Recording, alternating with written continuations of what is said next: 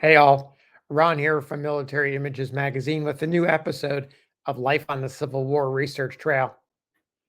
The image that you're looking at right now, one of the best known Civil War photographs, I dare say iconic. I hesitate to use that word because it's overused, but in this case, it's warranted. Three three Confederate prisoners at Gettysburg.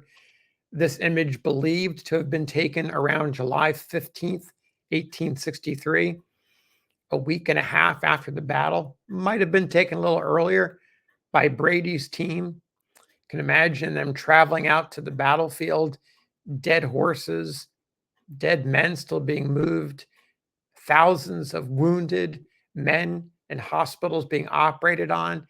Brady's team showing up on the scene, taking as many photographs as they could, and rushing back east to Washington to make copies of the negatives and get those prints out for America to see.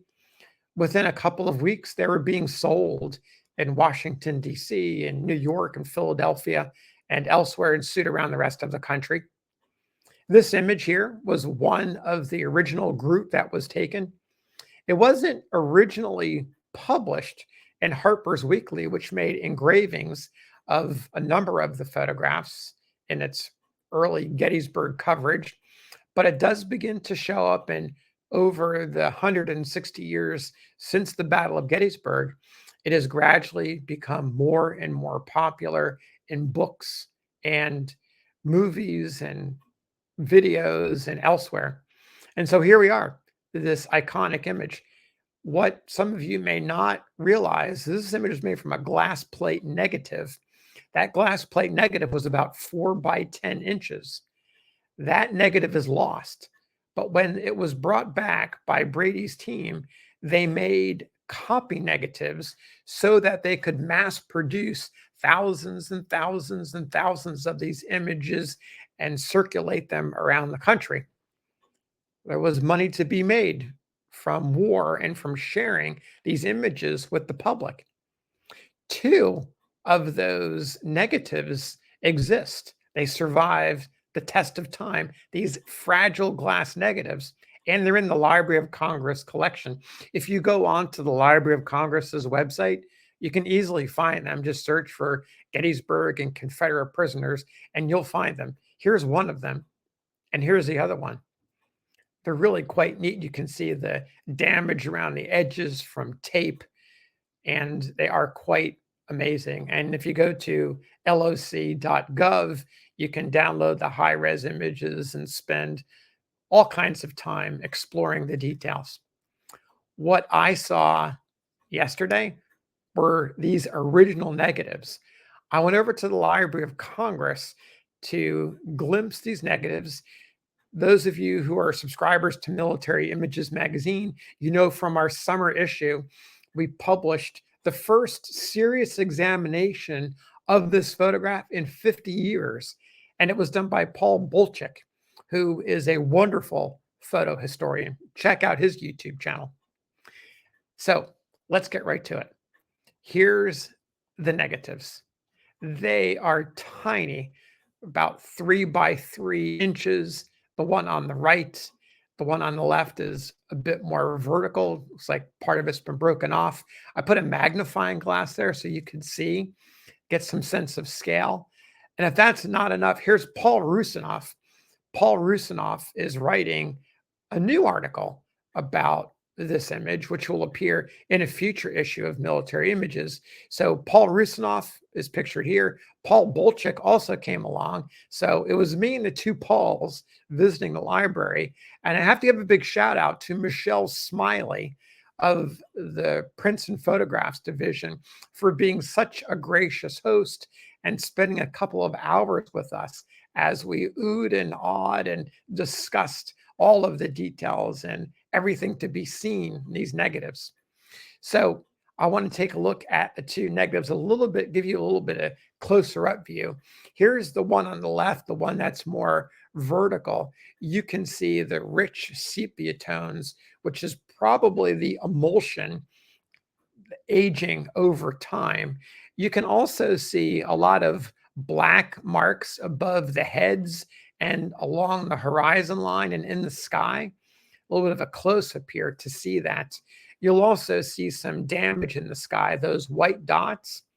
Well, the white dots or the white scratch marks, that's damage. The black marks that you see, that's actually done by a retoucher sometime after the damage occurred, or in the case of the black over the above the heads and along the horizon line, that was done so that when the image was being reproduced, there was more contrast between the heads and then a lighter background because the black would print as white. So that's what you're seeing right now. This was done by hand, and you can almost see the brush strokes done by the photographer or artist photographer who made these changes. So that's a look at the first negative. And again, you saw the earlier photo, it's tiny and it's so fragile. Here's the other image, which is more of the original 3x3 size that was made of that 4x10. And you can see the damage that has occurred over time. There's almost like it looks like a red fluid, a rusty color red fluid that is probably oxidized. And you can also see some black areas where retouching was done, where little chips happened in the emulsion or scratches. So in some places, particularly in the sky, you can see looks like a white abrasion that has happened on it, and there was no attempt to even fix it. So really quite interesting. While we were there, after we spent a lot of time with the negatives, we then had a chance to look at one of the stereo views. And for those of you who need a little bit of education, stereo views were made at 15-degree angles. And when viewed through a stereo viewer, you got a 3D image. And a lot of the outdoor Civil War battlefield photographs that you see were designed to be viewed in stereo. So the idea of having a foreground, a middle ground, and a background was calculated to maximize the 3D effect. Now here's Paul Bolchik, who is looking through the stereo viewer. Thankfully, Michelle had one on hand for us to use. She very carefully took the stereo view out of the acrylic sleeve and sat it into the holder on the stereo view. And we got to look through the mirrored lens, which looks like this. The lenses you can look through, and the combination of those lenses and the distance looking at the photograph creates that 3D action. And so it really helps you take a different look at the image.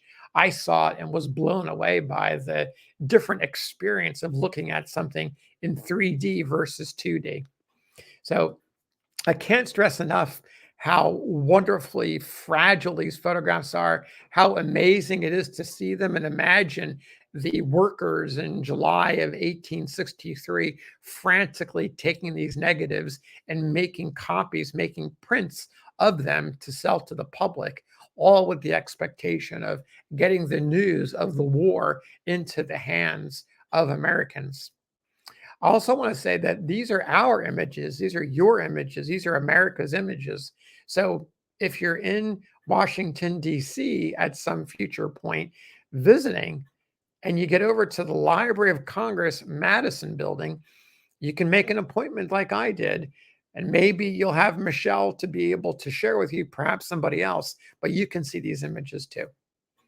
So thanks for listening, and we'll see you on the next episode of Life on the Civil War Research Trail.